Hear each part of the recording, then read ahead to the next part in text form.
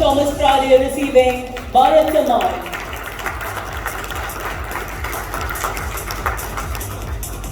I request Dr. Thomas to kindly speak a few words. It's a surprise for me. Thank you very much. Merci beaucoup. Shukran.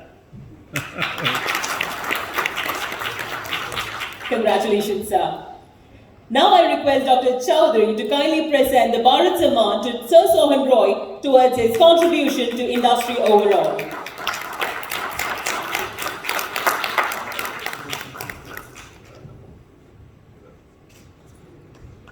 Ladies and gentlemen, Sir Sohan Roy receiving Bharat Samman.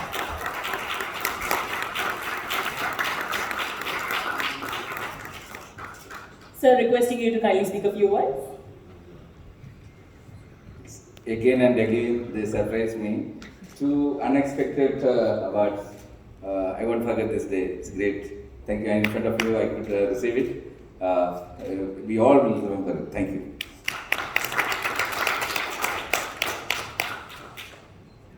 Thank you, sir. And now I request Dr. Chowdhury to kindly present the Bharat Samman to Dr. Mukesh Tyagi towards his contribution to film industry.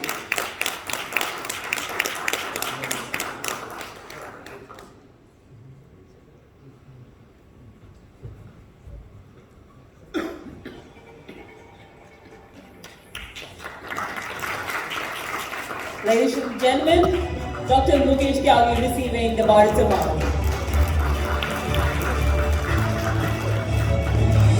Sir, I request you to kindly speak a few words.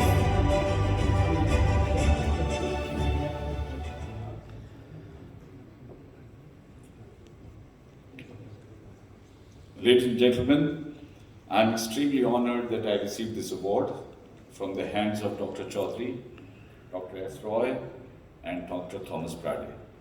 Sonia has asked me to speak few words. With your permission, can I speak a little longer? Okay. I'm reminded when we were talking about Einstein. Once Einstein had been attending multiple conferences and he was so tired, so he told his driver that I don't feel like attending this conference. You wear my dress and I'll wear yours, and I'll disguise as your driver and sit at the conference and you go on the center stage. So known scientist, somebody asked him a very difficult question. So the driver was a bit, foxed, little dilemma. Then he played his tricks. He said, look, your question is so simple that my driver can answer your question. So, when Dr. Sohan Roy came on stage, and I'm absolutely inspired by him. I think he's a reincarnation of Vasco da Gama. Vasco da Gama came to explore India in, I think, 1594. And why I say he's a reincarnation of Vasco da Gama? Because Vasco da Gama landed in Kerala, in Calicut, from Kerala. And he's into the shipping. Dr. Thomas Prade has been extremely gracious in giving a great speech on India and Middle East and Dubai, France, and his boom really energized all of us. Thank you, Dr. Prade, for that. His wife got the award, and today being your anniversary, I must wish you a very, very happy wedding anniversary, and we are very lucky to have both of you with your daughter, with your lovely daughter. I am reminded, no, I'm tried, can I get 2-3 minutes? All right. The situation is right now internationally very grave. And one of the importance of anybody who is receiving PhD or doctorate, I think has to become a global ambassador.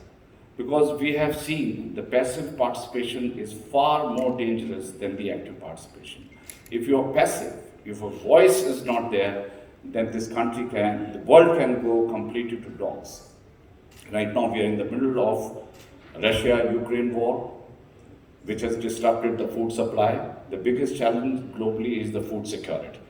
And all of you are great entrepreneurs, and I'm sure this is going to be the central concern. Gone are the days when we could take the system for granted. There is a huge challenge to the energy security. Today we see the gasoline prices zooming up.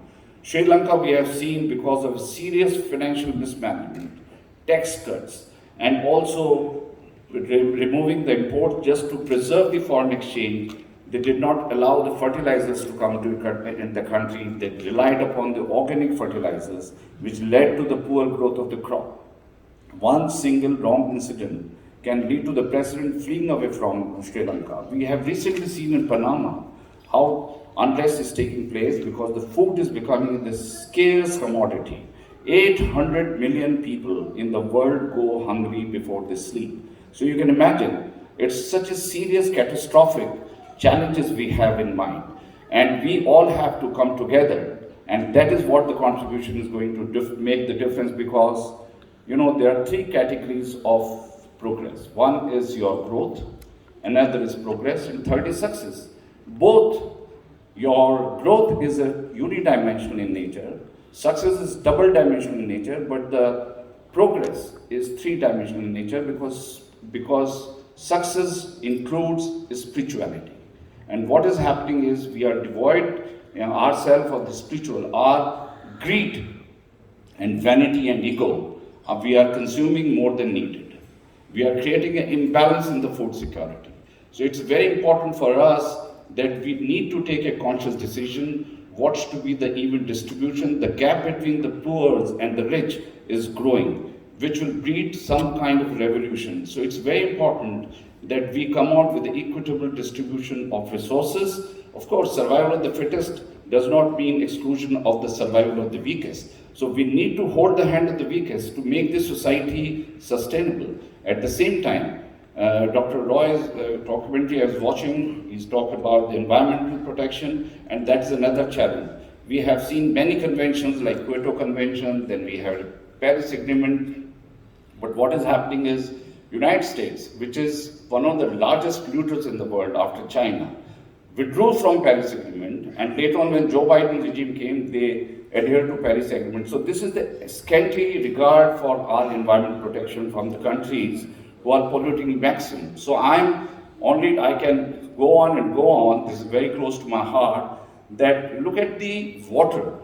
We have only 3% water drinkable. And out of 3%, 2.5% water is into the forms of glaciers. 0.5% is only left for drinking. And the world water demand is increasing 1% every year. So you can imagine what can happen to the water. So another challenge is going to be the water. So you have the energy security issue, you have the water security issue, you have the food security issue, environmental protection. So we are grappling right now, and then there is a war, which is causing the disruption in the food supply across the world. The gas is going to be extremely expensive.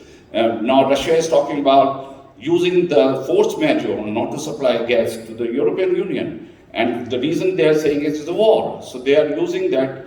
Russia supplies 150 billion cubic meters of gas to Europe. And now they are talking about alternative from Azerbaijan, which is only 8 billion cubic meters. So you can imagine when the cold Europe arrives, what can happen to the gas situation. So what they are doing is they're embarking upon nuclear power as a source of supply, which is again very dangerous. So it does not mean anything happens in any part of the world will have a huge impact globally, internationally. So we all are global ambassadors. We have to come together, Dr. Roy, and we have to create some kind of a documentation which will help. It has to be public, private partnership to make this. We can't depend on the government for all that is to come.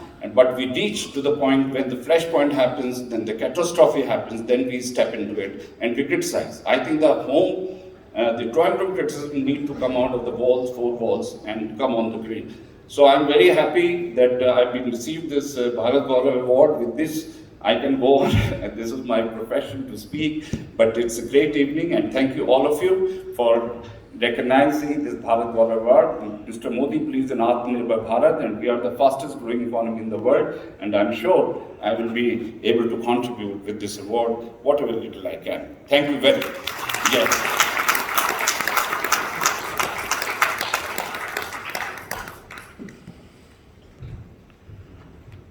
Thank you, sir. Gentlemen, I request you to stay back. Now it's time to felicitate our special